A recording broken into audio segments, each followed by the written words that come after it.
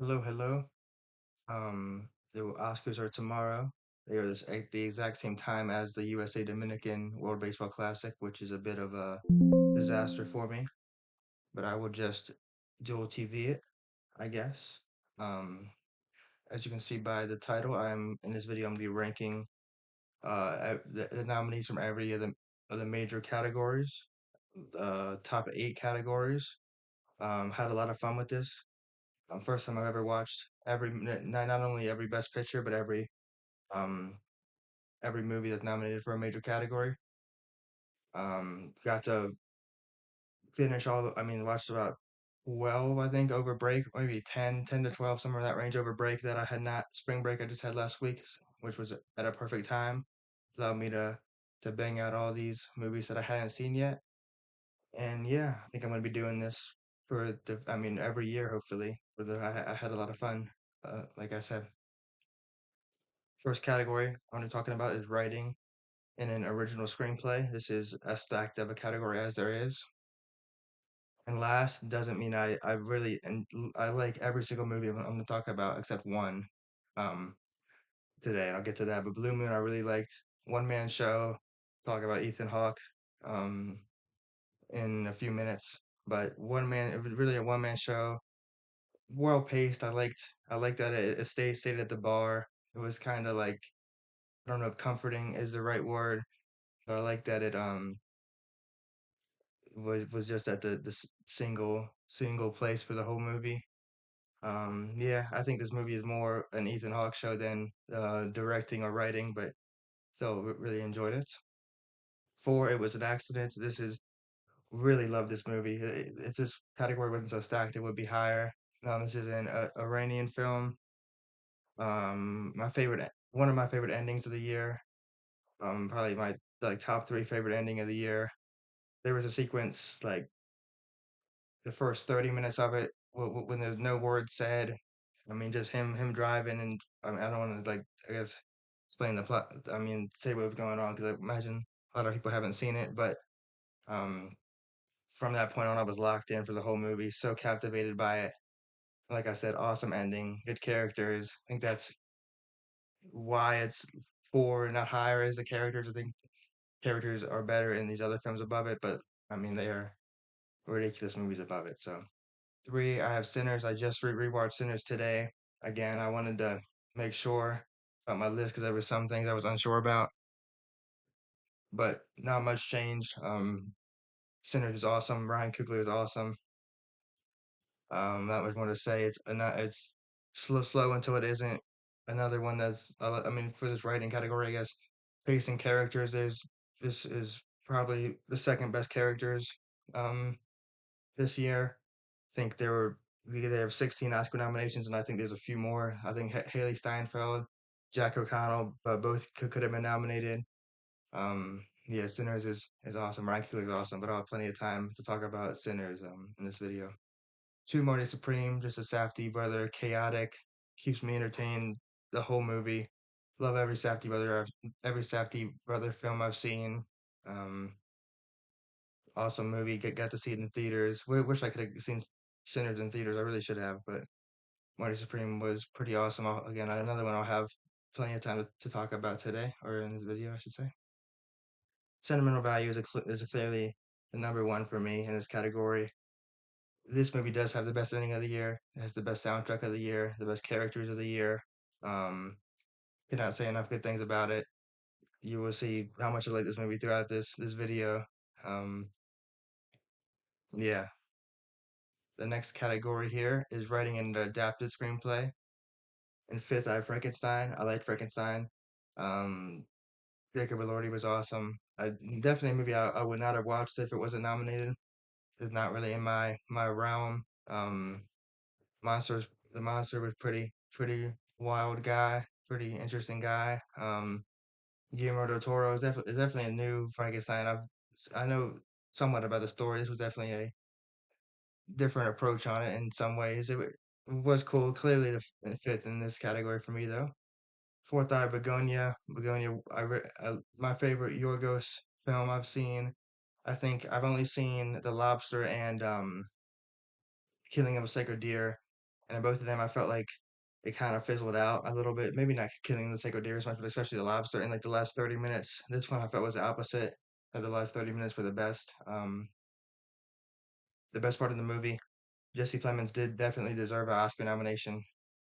Um, I would even have him like probably top three this year performances. And it's crazy he didn't get one. What can you do? You know, three. Oh, I said the same thing. It's Hamnet. Hamnet was the last film I watched. I wanted to save it for last. About what I expected. It's a pretty tough watch. Sad stuff. Awesome acting. Jesse Buckley and Paul Mescal are so awesome in it, and the kid who plays Hamnet as well is super good. He's only 12 years old. Super bright future ahead of that guy. Hamnet's awesome. The ending's awesome. Whole movie is I mean devastating. It's very well put together, but unfortunately, it's not as good as Train Dreams. Train Dreams is definitely probably the slowest. I guess you can say movie. Less plot driven than any of these other movies nominated, but it is so like it is so captivating. It like start to finish, just him like having normal. So Sing Sing is it says there. Sing Sing is also an awesome movie. That's one of my favorites, but um, so captivating. Slow, but you like don't want to look away. The sequence towards the end or at the end when he's in the plane and the flashbacks is one of my favorite moments um, of any film this year. I was blown away. Crazy that that's a Netflix original or was released on Netflix. Netflix kind of has been missing a lot. Number one is clearly one battle after another. I don't know if I should. This is the best movie of the year. I guess I'll say that now, but it is. It's clearly is start to finish. I mean, touches like so many topics, so many important topics like today, so current. Um, everybody's awesome in it. Paul Thomas Anderson is the greatest to ever do it. Leonardo DiCaprio as well. I mean, I don't know I've talked about one better after another, I think, in another one of my videos, but I'll talk about it more later.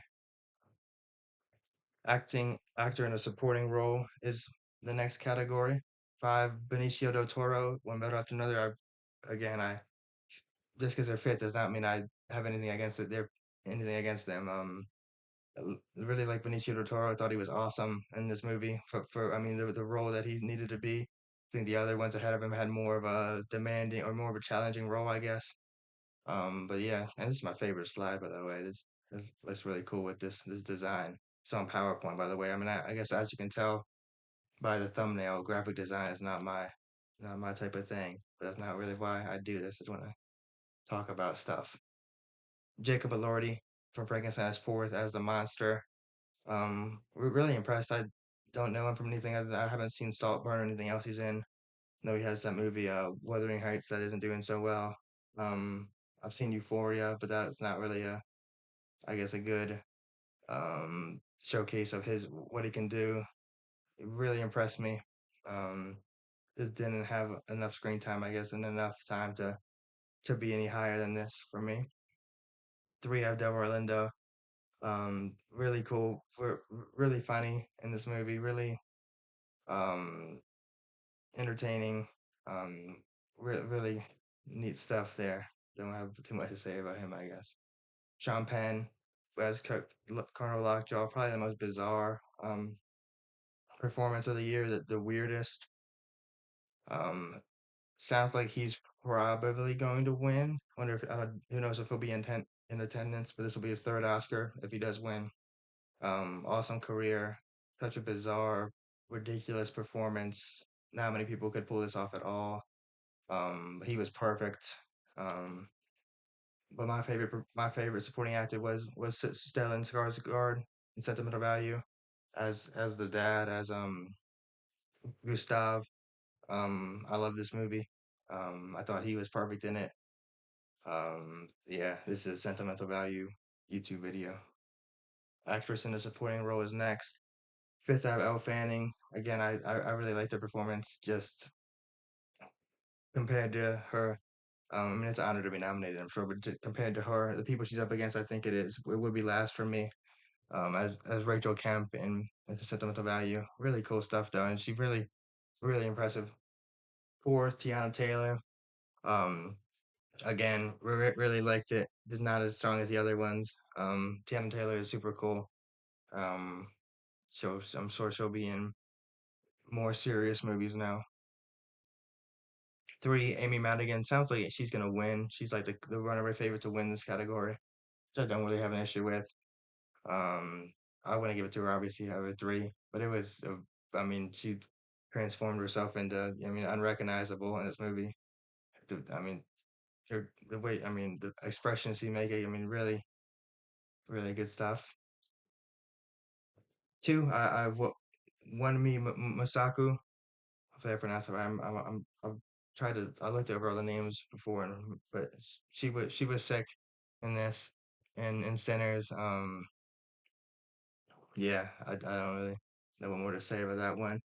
And one, another sentimental value. Igna Ibasar Lilias Ibasatar Lilias. Again, I've drawn a blank. I literally practiced saying the more difficult names before, but I still forget. But she was awesome in this. The conversation at the end where she had with her sister is really what did it for me.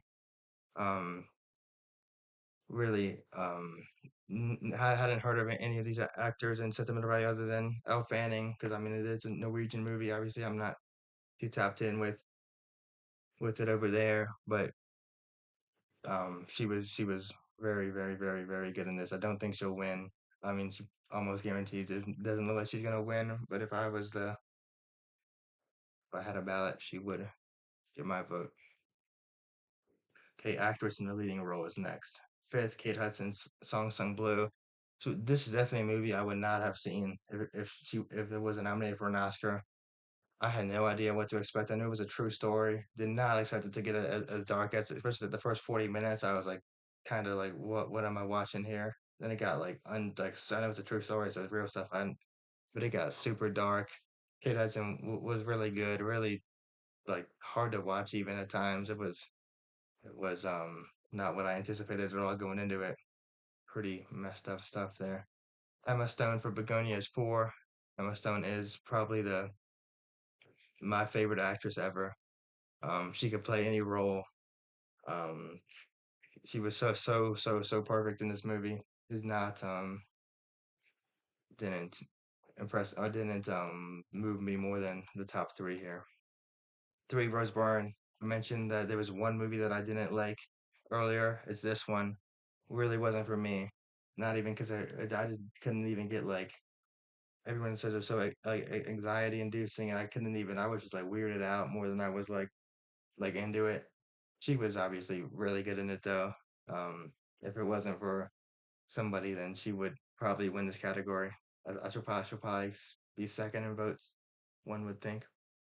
Two, I have Renate Reinsva, Sentimental Value. I mean, Sentimental Value is one of my favorite movies I've ever seen. She was perfect in this.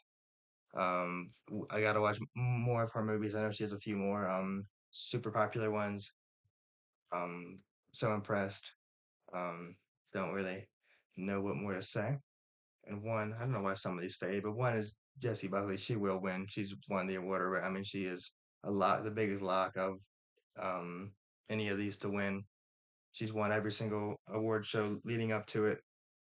And she'll win this one, and rightfully so. She was there's a heartbreaking performance. Just I mean, I knew going into it that she would win because I mean that's all I've seen. She's like 99% chance or something on every whatever to win, and she will win. She was perfect in this. One of the best performances I've seen for sure. Actor in a leading role. This is a big one here. This is probably be the biggest one of the night. I mean, what most people will be tuning in for. Fifth, uh, Wagner Moura really liked his performance. I mean, I can't. I mean, obviously, but super worthy of a nomination. Really cool movie.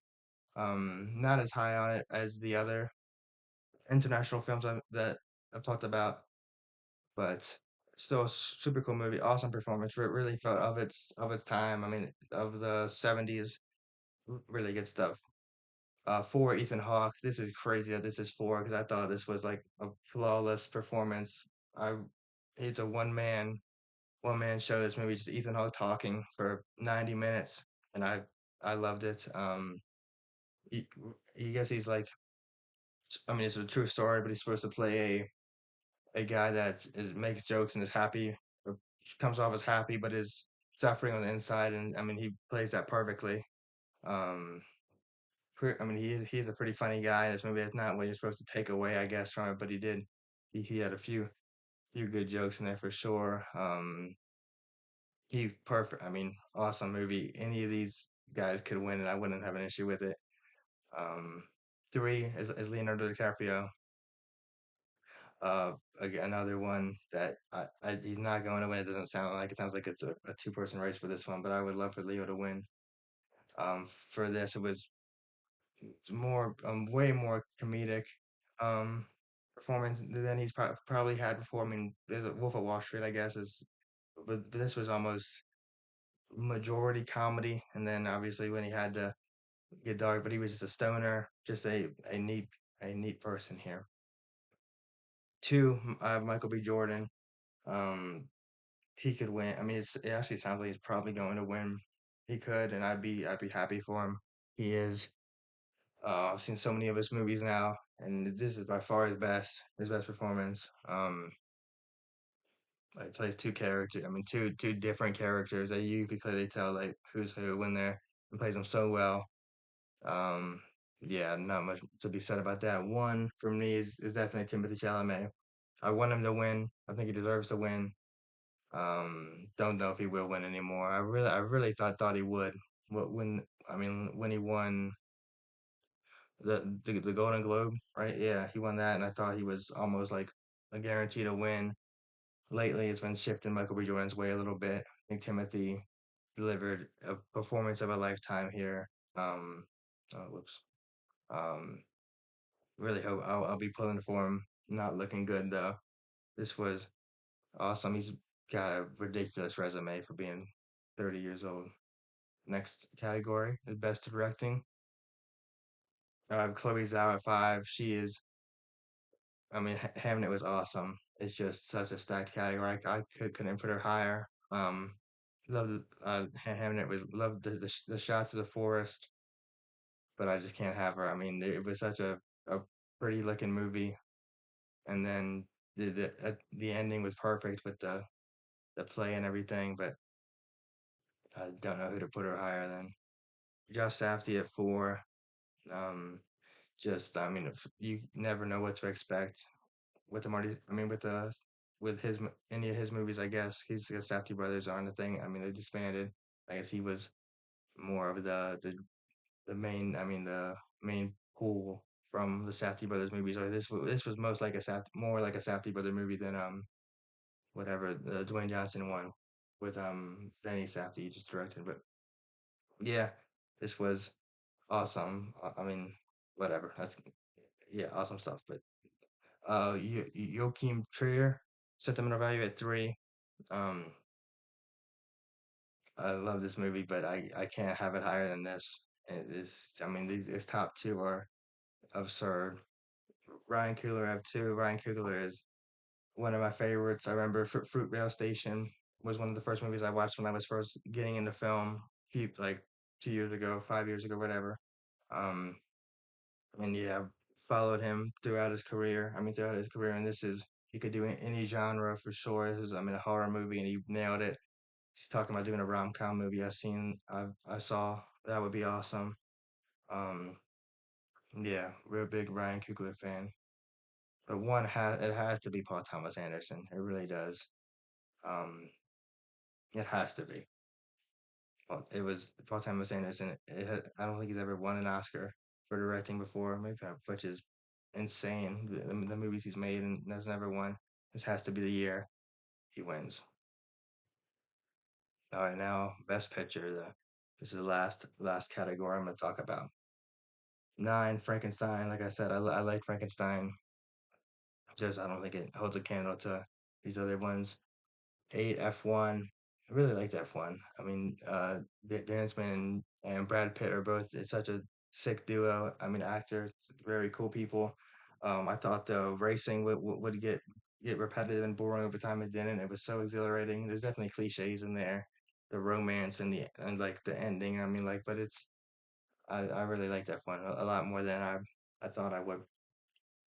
Seven Begonia. Like I said, favorite Yorgos movie, really good movie. This is my first time ever watching all of the Oscar movies, like I said, but I think this is a pretty, it feels like a pretty fucking stacked year here. Um, so Begonia 7, maybe no, I really liked it. 6, Hamnet, loved Hamnet, but it's not better than the ones that's above, I don't think. 5, Train Dreams. I already said what I had to say about Train Dreams. Train Dreams is awesome. I would recommend if you haven't seen it. It's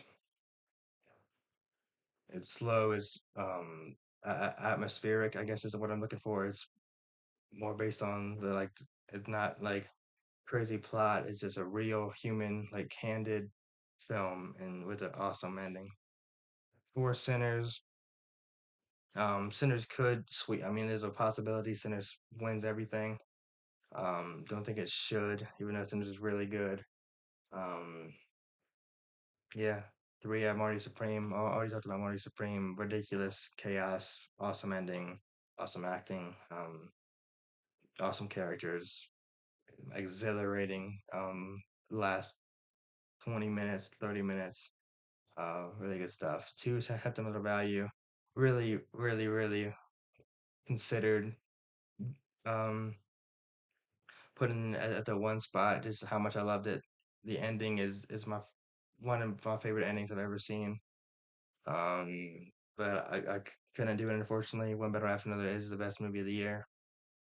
We'll be pulling for it hard tomorrow. Hope it wins. I mean, hope uh, we'll be pulling for everybody from sentimental value and One Better After Another to win as many awards as they can. Um, and yeah, um, that's all I got to talk about today, I guess. That's the last slide. Thank you guys for watching, and take care.